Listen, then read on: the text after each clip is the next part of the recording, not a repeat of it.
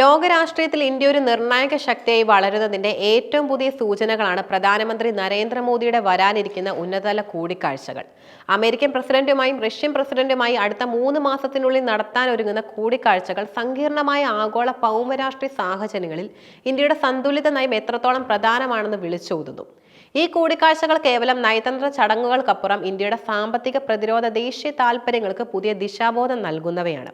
Russian president Putin December 5-6 തീയതികളിൽ ന്യൂഡൽഹിയിൽ നടക്കുന്ന റഷ്യ-ഇന്ത്യ ഉച്ചകോടിക്കായി എത്തുന്നത് ഇരു രാജ്യങ്ങളും തമ്മിലുള്ള പതിറ്റാണ്ടുകളായി നീണ്ട തന്ത്രപരമായ ബന്ധം കൂടുതൽ ശക്തമാക്കാൻ ലക്ഷ്യമിട്ടാണ്. ദേശീയ സുരക്ഷാ ഉപദേഷ്ടാവ് അജിത് ഡോവലിന്റെ മോസ്കോ സന്ദർശനത്തിന് പിന്നാലെയാണ് ഈ നിർണായക സന്ദർശനം സ്ഥിരീകരിച്ചത്. ഇന്ത്യയുടെ പ്രതിരോധ മേഖലയുടെ നട്ടെല്ലാണ് റഷ്യ. ആയുധങ്ങളുടെയും പ്രതിരോധ സാങ്കേതിക വിദ്യയുടെയും പ്രധാന ഉറവിടമായി റഷ്യ തുടരുന്നു. S-400 റൈഫം, എയർ ഡിഫൻസ് സിസ്റ്റം പോലുള്ള നിർണായക കരാറുകൾ ഇരു രാജ്യങ്ങളും തമ്മിൽ നിലവിലുണ്ട്.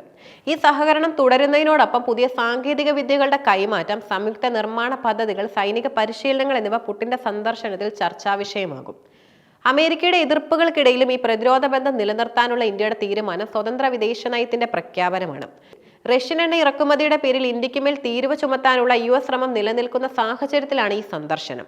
എണ്ണ, ഗ്യാസ് മേഖലകളിലെ സഹകരണം വിപുലീകരിക്കുന്നതിനും രൂപ-റൂബിൾ സംവിധാനം പോലുള്ള ബദൽ പേയ്മെന്റ് സംവിധാനങ്ങൾ ശക്തിപ്പെടുത്തുന്നതിനും ഉച്ചകോടിയിൽ പ്രാധാന്യം നൽകും. വ്യാപാരം, നിക്ഷേപം, ബഹിരാകാശ ഗവേഷണം, ആണവോർജ്ജം തുടങ്ങിയ മേഖലകളിലെ ഉഭയകക്ഷി സഹകരണവും ചർച്ചകളിൽ ഇടം നേടും. ഇന്ത്യയുടെ ദേശീയ താൽപര്യങ്ങൾക്ക് റഷ്യയുടെ പൂർണ്ണ പിന്തുണ ഉണ്ടാകുമെന്ന റഷ്യൻ വിദേശകാര്യമന്ത്രി സെർജി ലവ്റോവിന്റെ പ്രസ്താവന ഇരു രാജ്യങ്ങളും തമ്മിലുള്ള ആഴത്തിലുള്ള വിശ്വാസത്തെയാണ് സൂചിപ്പിക്കുന്നത്.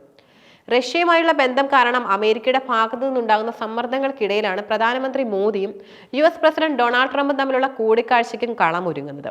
ഈ മാസം മലേഷ്യയിൽ നടക്കുന്ന ASEAN ഉച്ചകോടിയുടെ കൂടിക്കാഴ്ച നടക്കാനുള്ള സാധ്യതയാണ് ഇപ്പോൾ നിലവിലുള്ളത്.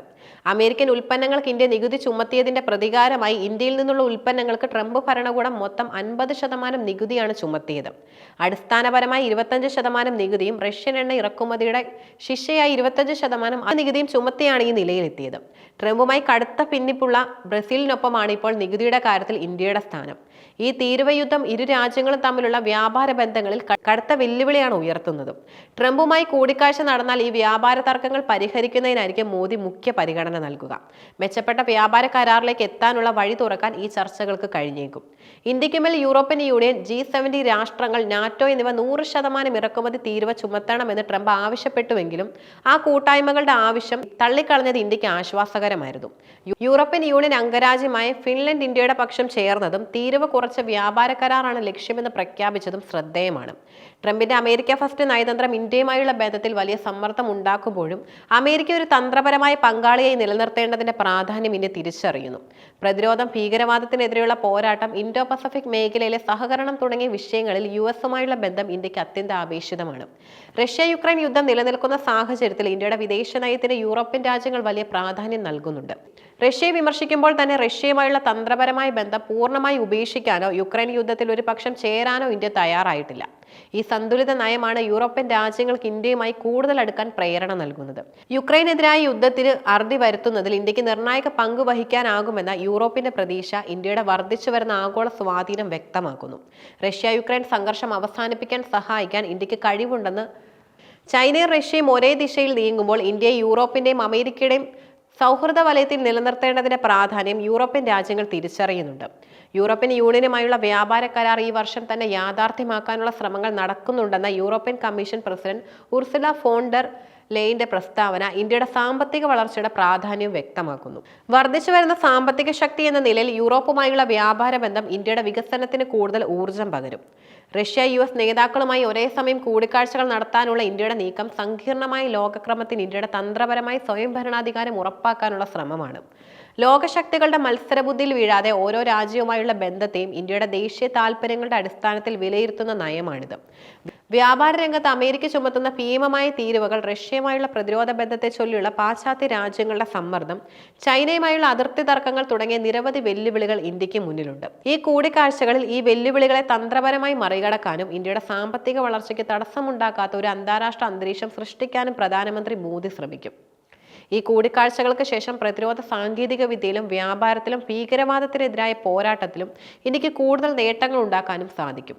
ഇൻഡോ പസഫിക് മേഖലയിലെ സുരക്ഷ ഉറപ്പാക്കുന്നതിൽ ഇന്ത്യയുടെ പങ്ക് ആഗോളതലത്തിൽ കൂടുതൽ അംഗീകരിക്കപ്പെടും.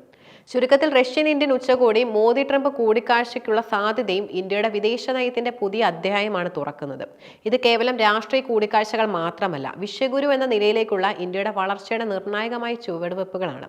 സന്തുലിതവും ശക്തവുമായ ഈ നയതന്ത്ര നീക്കങ്ങൾ അടുത്ത തലമുറയിലെ ആഗോള രാഷ്ട്രീയത്തിൽ ഇന്ത്യയുടെ സ്ഥാനം ഉറപ്പിക്കുന്നതിൽ നിർണായകമായ പങ്കും വഹിക്കും.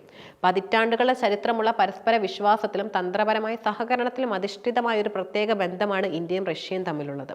സോവിയറ്റ് യൂണിയന്റെ കാലം മുതൽക്കേ ആരംഭിച്ച ഈ സൗഹൃദം ഇരു രാജ്യങ്ങളുടെയും ദേശീയ താല്പര്യങ്ങൾ സംരക്ഷിക്കുന്നതിൽ നിർണായകമായിട്ടുള്ള പങ്ക് വഹിച്ചിട്ടുണ്ട്. ബന്ധത്തിന്റെ ഏറ്റവും പ്രധാനപ്പെട്ട തൂൺ പ്രതിരോധ സഹകരണമാണ്. ഇന്ത്യയുടെ പ്രതിരോധ ആവശ്യകതകളുടെ സിംഹഭാഗവും റഷ്യയാണ് നിറവേറ്റുന്നത്. സംയുക്ത സൈനികാഭ്യാസങ്ങളും സാങ്കേതികവിദ്യ കൈമാറ്റങ്ങളും ഈ ബന്ധം ശക്തിപ്പെടുത്തുന്നു. പ്രതിരോധം കൂടാതെ വ്യാപാരം, ഊർജ്ജം, ബഹിരാകാശ ഗവേഷണം, ആണവോർജ്ജം തുടങ്ങിയ മേഖലകളിലും റഷ്യ ഇന്ത്യയുടെ പ്രധാന പങ്കാളിയാണ്. റഷ്യ യുക്രൈൻ സംഘർഷത്തിന്റെ പശ്ചാത്തലത്തിലും പാശ്ചാത്യ രാജ്യങ്ങളുടെ സമ്മർദ്ദങ്ങൾക്കിടയിലും ഇന്ത്യ ഈ സൗഹൃദം നിലനിർത്തുന്നതും ശ്രദ്ധേയമാണ്. സ്വതന്ത്രവും സന്തുലിതമായ വിദേശ നയം പിന്തുടരുന്ന ഇന്ത്യ റഷ്യയുമായുള്ള തന്ത്രപരമായ ബന്ധം രാജ്യത്തിന്റെ പ്രതിരോധ സുരക്ഷയ്ക്ക് അനിവാര്യമാണെന്നും ഉറച്ചു വിശ്വസിക്കുന്നു. റഷ്യൻ പ്രസിഡന്റ് പുടിന്റെ ഇന്ത്യ സന്ദർശനവും പ്രധാനമന്ത്രി നരേന്ദ്രമോദിയുമായി നടത്തുന്ന ഉന്നതതല ചർച്ചകളും ഈ ചരിത്രപരമായ ബന്ധം കൂടുതൽ ശക്തമാക്കാൻ ലക്ഷ്യമിട്ടുള്ളതാണ്. ആഗോള രാഷ്ട്രീയത്തിലെ വെല്ലുവിളികളെ ഒരുമിച്ച് നേരിടാനും ഉഭയകക്ഷി സഹകരണം വികസിപ്പിക്കാനും ഇരു രാജ്യങ്ങളും ശ്രമിക്കുന്നുമുണ്ട്.